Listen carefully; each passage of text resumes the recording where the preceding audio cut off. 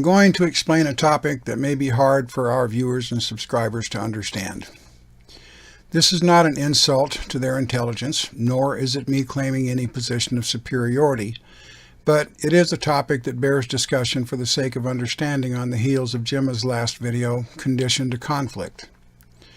Greetings, ladies and gentlemen. I'm Endall Beall, and the topic of this discussion is nothing to defend.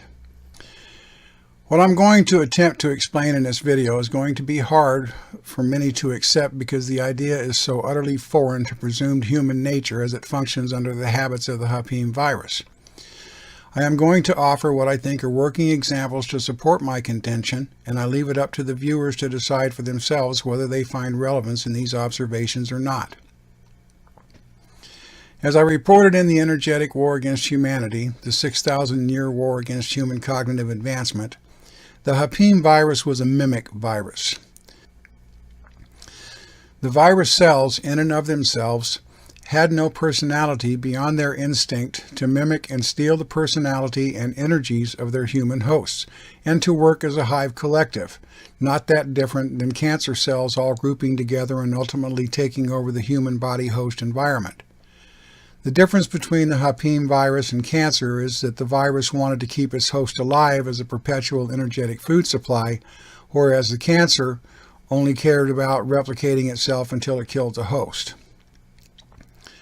To show how the Hapim virus turns all of us into mimics as it works to mimic its selected hive choices in life, we only have to look at how humans accept their belief systems.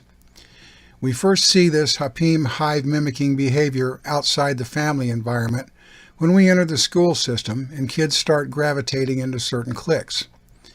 Each hive clique develops its own specific vernacular and behaviors. I will cite cheerleaders and sports teams to illustrate this point. When you see these group cliques form, they are only mini hives. You will also observe that the members often mimic and take on the same mannerisms as their hive associates, working to talk alike and act alike as a form of acceptance into their herds. It is this type of mimicry that is the hallmark of Hapim hive clustering. It is through these actions of mimicking the behaviors of one another that gives the Hapim cell in each ego its level of acceptance into specific hive or herd social environments. The behavioral mimicking creates herd, or what psychologists call social, solidarity. Regardless of what you do or have done in your life, you have exhibited such mimicking behaviors in yourself in order to be accepted by your peer groups, whether socially or in your work environments. No one who is totally honest with themselves cannot effectively deny that they have done this. Every aspect of social stratus exhibits these same behaviors of mimicking their peers, at least superficially, without exception. It is because of this Hapim demand to mimic its herd that creates stereotypes where human herd behavior is concerned. The individual ego may drift through many herds through the course of their lives, but this behavior of mimicry as a requirement for herd acceptance follows them wherever they go throughout life. That is, until one removes themselves from the necessity of pleasing the herd and finds their own cognitive freedom. When we take on the behaviors of copying one another in these herd environments, it also feeds the Hapim's insecurity to be accepted by others. The virus-infected ego's self-worth is measured through the eyes of the external world. The ego is validated through external acceptance, and as such, we all live in a house of mirrors, where every other person's eyes give us the reflection that a mirror does. Under control of the virus, the reflection we all want to see in the eyes of others is the one that validates our beliefs and that we believe to be true about ourselves. So we seek like-minded individuals to hang around and associate with because it bolsters both our herd image and our ego self-image. Each of us identifies with any given number of herds at the same time. We are not bound to only one herd. We have our social peer herds, and we have our national and cultural herds. We have our religious herds, and we have our political herds. Most of the times, the herds or herd beliefs we associate ourselves with work in tangent with each other to bolster and reinforce our own ego's definition of itself. Each of our individual beliefs serves to shape our personality, or more accurately, the personality of the Hapim-infected ego, and over the period of our lives and the many herds we move in and out of, we eventually lose touch with who we are because we are striving so much to fit into the herds that the Hapim virus makes us believe we need to be part of to survive. We each become so herd-dependent, living in our own house of mirrors, that all we see is a pale reflection of who we really are. We have simply become just another brick in the wall, as the Pink Floyd song so accurately noted. With this living in a house of mirrors where our own self-worth is gauged by the reflection we want to see of ourselves in the eyes of others, we lose every aspect of who we are and instead live a life of mirror reflection fallacies called beliefs. In time, we are nothing but a collection of beliefs imposed on us by our cultures, peer groups, and social groups, and we are all nothing more than mirror reflections of a mimic mind virus that can only define itself by external validation and acceptance by others. We become constantly uncomfortable living within our own skins, living lives of anxiety, wondering what other people may think about us that doesn't match our Hapim-infected illusion about who we are. Even what we think about ourselves is nothing but a collection of beliefs that sustain this false self-image imposed on our psyches by the symptoms of the virus. We lose who we are, and we exchange it for what the virus wants to believe about itself. You are not you. You are only a mirror reflection of a virus that can only mimic humans and convinces you that the reflection you see in the mirror is really you. Being ruled by such beliefs about oneself imposed by the virus's drive for social and cultural acceptance, we are no longer focused on who we are, but we become obsessed with being accepted by others and how we look in their eyes. We are no longer interested in being free individuals. We become slaves to being shaped by the opinions and thoughts of others who are only the mirrors that reflect what the Hapim wants to believe about itself. When we reach this point, we are no longer free individuals. We are slaves to the acceptance of the herd, and we are only a reflection point for other members of the herd to reinforce their own self-illusions. We all become nothing more than mirror-reflected shadows of who we really are, and we spend our lives defending the illusion fed to us by our own virus cell infecting our consciousness. Living in this manner, as all humanity presently does, each individual has something to defend against. One can't challenge a belief without the individual taking it as a personal challenge against their own self-image. To attack the belief is to attack the individual. When one reaches this stage of cognitive development, there is nothing to defend. Some viewers may think that we get offended at the nonsense exhibited by egos in the comment threads. I don't get offended because being offended only arises as a form of defending a position. I have nothing to defend in what we offer in our videos or books. The information is valid for those who choose to use it wisely and advance themselves.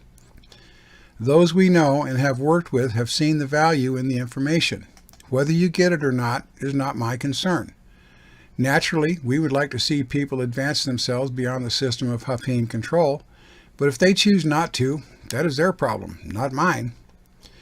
We do not have some kind of belief doctrine we are providing to people. We are not creating some fallacy like the Church of the Second Cognition, seeking converts to our way of thinking just to create another fucking ego herd. Whether you get it or not, or even want to, rests totally on your shoulders, not mine. If you decide to use the information we provide wisely to grow yourself, then that's great. If you choose not to, then that is fine too. It is not my job to browbeat anyone into accepting what we share. That is all a matter of personal choice. The information is provided for the individual to either take or leave according to their own personal choices. I have nothing to defend by providing this information. I stand by what we present, but I won't defend the information simply as information. Those who work to apply this information and seek to grow will see the benefits on their own. Those who don't, won't. It really is as simple as that. So what do I have to defend in all this? Gemma started this channel as an educational platform. Like any other classroom environment, it works best on an interactive basis. There is no point in an instructor standing in front of an empty classroom providing information to no one. We are providing a unique opportunity on this channel for those with the wisdom to use the comment section to do more than throw out first cognition opinions and cast aspersions from seats of ignorance and ego hubris. We are providing an opportunity for truly inquisitive minds in this process who want to learn and grow themselves to ask questions and get answers. Yet we do not see much inquiry on the part of most of the viewers. To move into second cognition awareness, one must have curiosity enough to ask questions for clarification or more information. We have made ourselves available to answer questions, but we see very few questions. The main reason Gemma and I are where we are, cognitively speaking, is because we never run out of questions. My thinking at this stage of our producing videos is that if the viewers are not inquisitive enough to find a single question based on the information we provide, what is the point of providing the information at all? We aren't doing this work for kicks, and we definitely are not doing it for ego gratification. We are doing it to educate those who seek the way out of the first cognition quagmire. But if you can't even come up with a question to ask for clarification on any of the points we raised, then what is the purpose of us continuing with providing these productions? We will continue to learn and grow, with or without you. These videos are provided for your education, not ours, and if you don't have the gumption to capitalize on what we offer by at least asking questions, then I personally see no point in continuing production of the videos. It takes a lot of our time to write the scripts and produce informative and thought-provoking material to try and entice people to ask questions in order to grow themselves. But just as an instructor teaches in a classroom and the students can't ask a question, then what is the point of doing it at all, especially if there is no positive gain for taking the effort to do so? I have stated in previous videos that I have left the first cognition world behind. I have dropped my attachments to it and any interest in it whatsoever other than observing the continual nonsense put on display by a world filled with Hapim-infected egos. To me, humanity under control of the virus is a complete and unredeemable whitewash. We put out our material with an eye to discovering a few burning embers of this species who can rekindle the fire to create a new reality, but to date, I'm seeing very few of these embers at all. I have outgrown the drama and the defensiveness required to live in that first cognition cesspool, and I will no longer feed it or try to combat such blatant programmed ignorance, hatred, defensiveness, and cowardice that makes that reality survive under the effects of the virus. It is a world filled with victims who can only blame and whine about what is wrong with the world and do nothing to accept responsibility for their own actions in making that world what it is. Everyone is defending themselves in their mirror image view of themselves and their beliefs, creating their personal dramas, seeking sympathy and compassion, or seeking to provide sympathy and compassion for others in their personal dramas. I have nothing to defend by making these observations. They are readily observable if one has a keen eye and the honesty to see it, not only in the world that surrounds them, but through their own behaviors that only contribute to the first cognition nightmare. The second cognition reality is already in place. We live there. So, speaking for myself, I'm working to build on that reality, and I am no longer interested in dragging the stragglers or those undecided with me. If you want to be part of this new reality, then you're going to have to run to catch up, because I'm putting no more effort into convincing anyone of anything who doesn't have the strength or the gumption to ask a few questions. If you want to know something, ask. If you don't want to ask questions, then figure it out on your own if you feel you are capable of doing it on your own. Maybe then you will have some questions. Until then, I'm moving forward regardless of what you do. We are not offering these videos to entertain you. If you are seeking entertainment, then go watch TV or a movie or play a video game or get involved in some meaningless first cognition drama. If you want to continue to stumble along in this process on your own when you have a unique opportunity to learn something, then the only loser is you for not taking the advantage of what we are offering. This is Endall Beall, and until next time, stay the course and don't give up on yourself.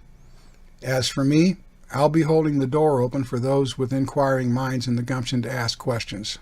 The rest are on their own.